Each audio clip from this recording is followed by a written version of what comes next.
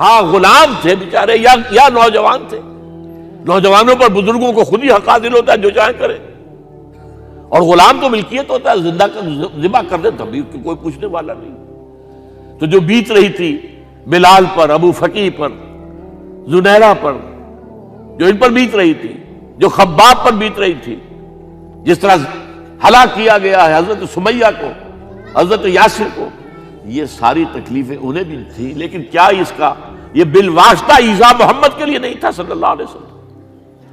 آپ کے ساتھی، آپ کے جانثار. لیکن آپ ان سے بھی کیا کہیں، فصبروا فصبروا فصبروا. جب ابو جہل بدترین ٹارچر کر رہا تھا حضرت سمیہ اور حضرت یاسر کو رضی اللہ تعالی عنہما، آپ کے علم میں ہے کیسی کیسی ٹارچر کی ہے.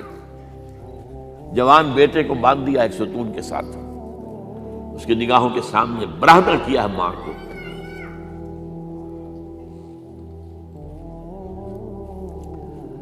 ہاتھ میں ایک مورتی ہے.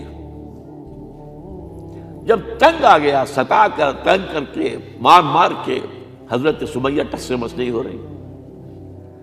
کہتا ہے تم ایک دفعہ کہہ دو سمیہ کہ ہاں اس مورتی میں بھی کچھ ہے، میں تمہیں چھوڑ دوں گا.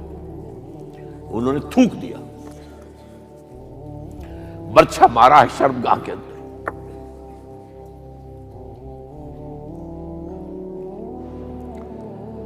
کتنی تکلیف پہنچی ہوگی حضور کو.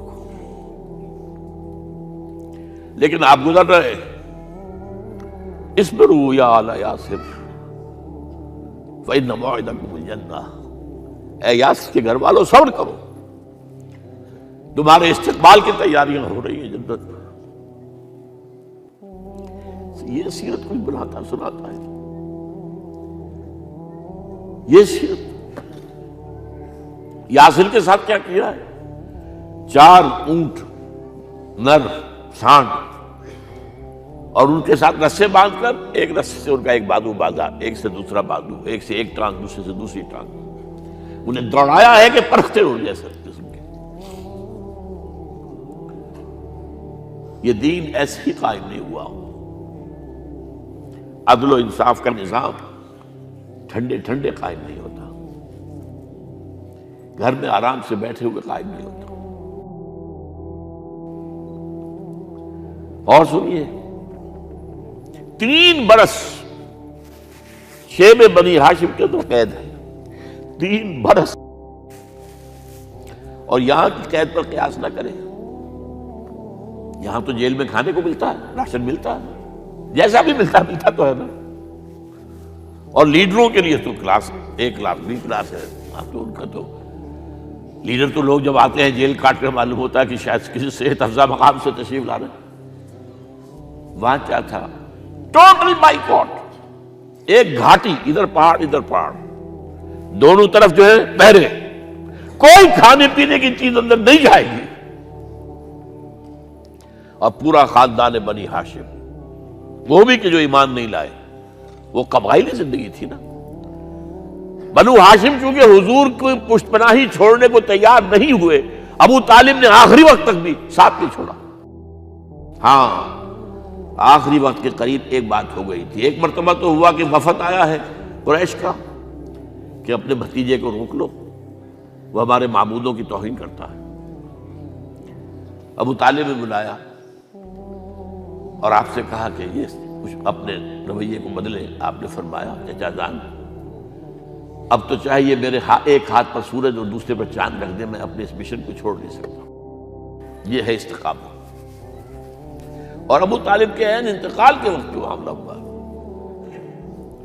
جب وفد آیا ہے کہ ٹھیک ہے اب ہمارا جو ہے صبر کا پیمانہ لبریز ہو گیا ہے، اب ٹھیک ہے آ جاؤ میدان میں، تم بھی ساتھ چھوڑنے کو تیار نہیں ہو.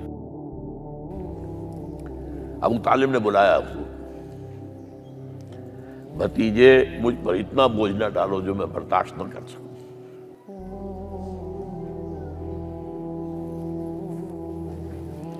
حضور کی آنکھوں میں آنسو آ گئے. چچا جان اب تو یا یہ بات پوری ہوگی یا میں اپنے آپ کو ختم کر دوں، اسی میں ختم ہو جائے. بہرحال شیب بنی ہاشم میں 3 برس اس حال میں گزرے ہیں ٹوٹل بائیکاٹ، کوئی کھانے پینے کی نہیں۔ کچھ لوگ تھے شریف النفس، مثلا حکیم بن حزام تھے رضی اللہ تعالیٰ، اور بعد میں ایمان لے آئے۔ حضرت خدیجہ کے وہ رشتہ دار تھے، وہ پہاڑ پر چڑھ کر ایک طرف سے رات کی تاریکی میں، دونوں دروازے تو بند ہیں، پہاڑ پر چڑھ کر چوٹی سے نیچے اتر کر کوئی چیزیں کھانے پینے کی دے آئے تو دے آئے، بس صلی اللہ علیہ وسلم۔ کوئی اور ایک آدھ ہوگا ایسا۔ یہاں تک نوبت آئی ہے کہ بنی ہاشم کے یہ پھول جیسے بچے معصوم بھوک سے بلبلا رہے ہیں، اور اس کے سوا کچھ نہیں ہے کہ سوکھے چمڑے ابال کر اس کا پانی ان کے حلق میں ٹپکا دیا جائے۔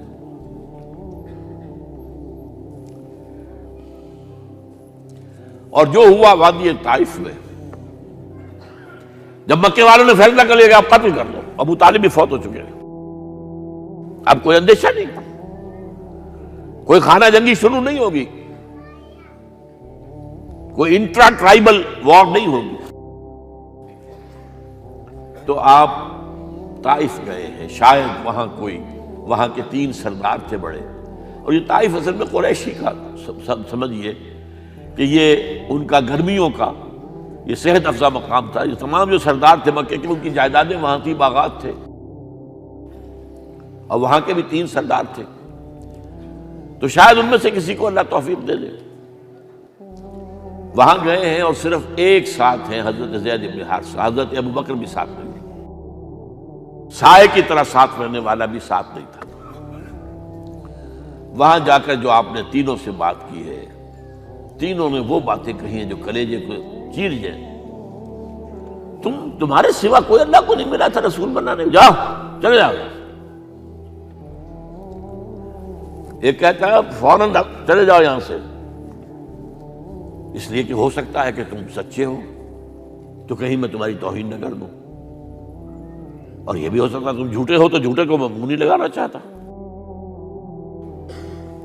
3 دن کی یہ سختی، اور اس میں کیا ہو رہا ہے، اسٹریٹ ارچنز جو کہلاتے ہیں ہمارے یہاں، ٹھوکرے گلیوں کے، انہیں اشارہ کر دیا ذرا ان کی خبر لو، اب وہ پتھراؤ کر رہے ہیں۔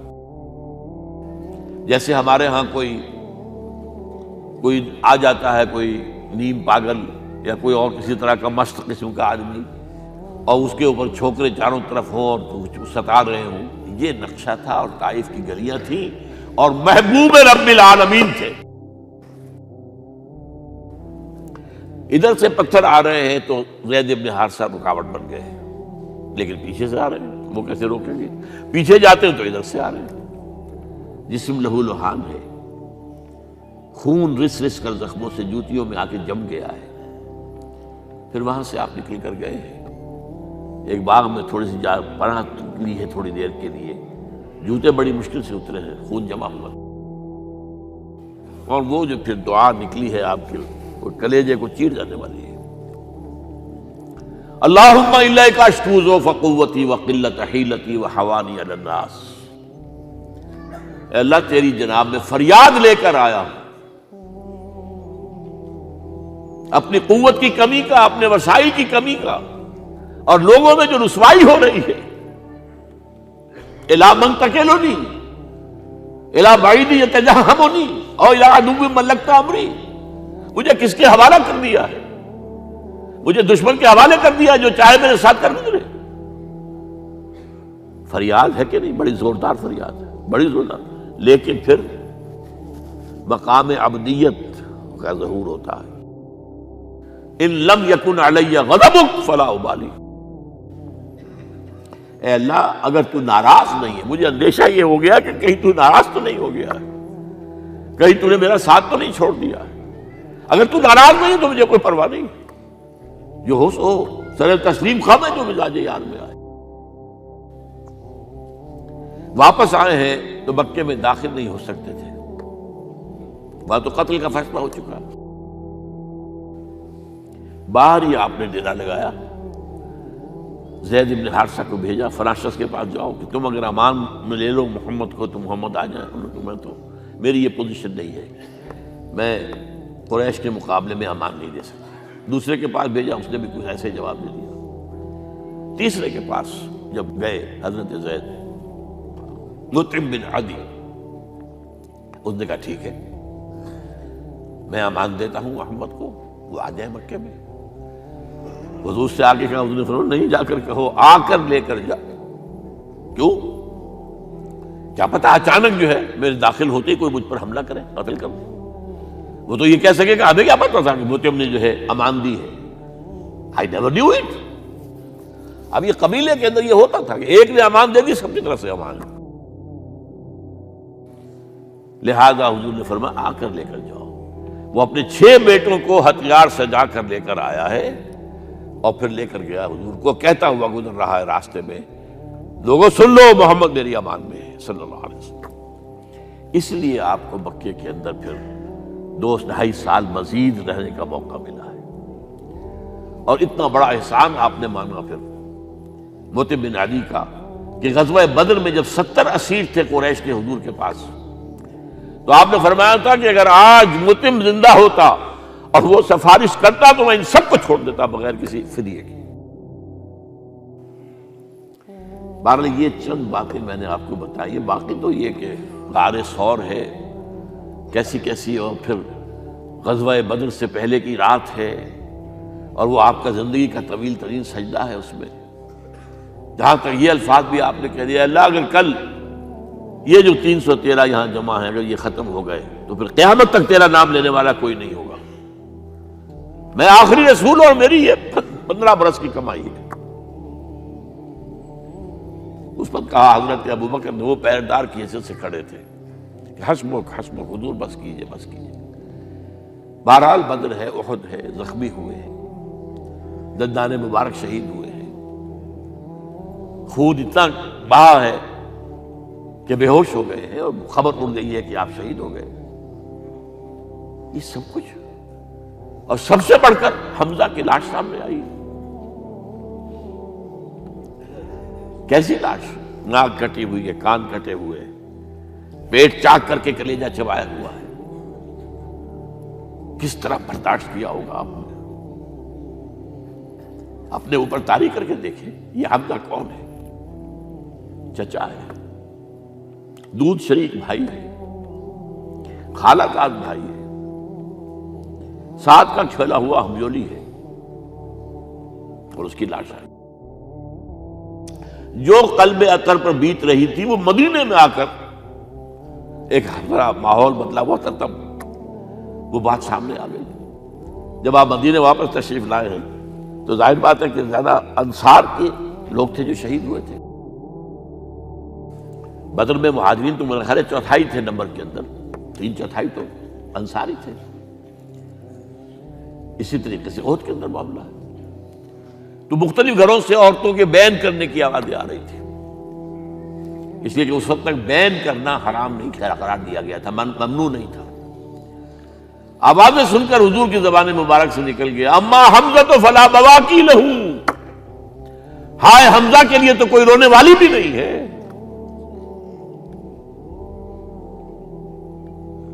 اس پر پھر صحابہ نے، انصار نے اپنے ہاں کی خواتین کو حضرت صفیہ کے ہاں بھیجا، وہ سگی بہن تھی، وہاں انہوں نے جا کے یہ بھی تعزیت کی بہن کی۔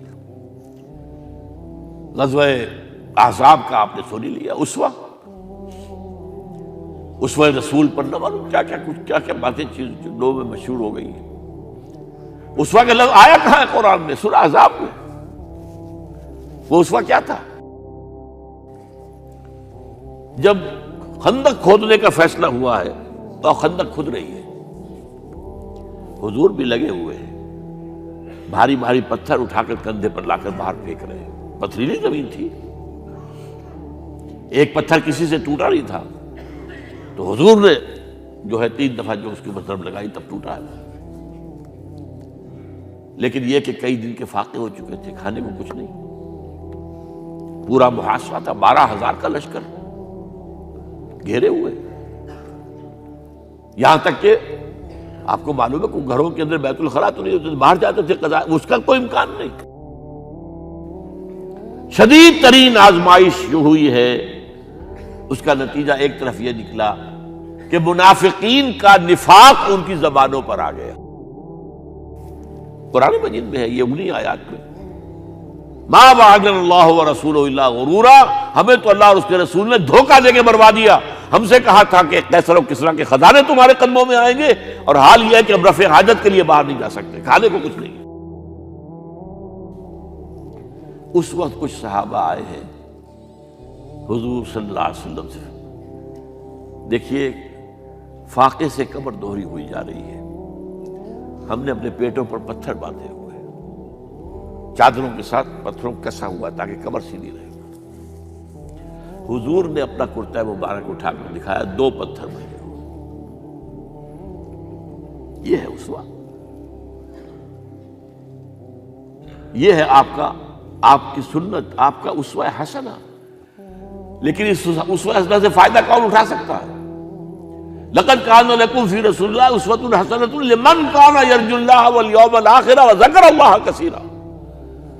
اسوہ تو اپنی جگہ ہے، قرآن میں ہدایت سب کے لیے، ھدی للناس، لیکن فائدہ اٹھائیں گے صرف متقین، ھدی للمتقین ہے سب کے لیے، اسوہ سب کے لیے ہے، لیکن استفادہ وہی کر سکے گا جو 3 شرطیں پوری کرے: اللہ اور یوم آخر پر ایمان، اور اللہ کا ذکر کثرت کے ساتھ کرے۔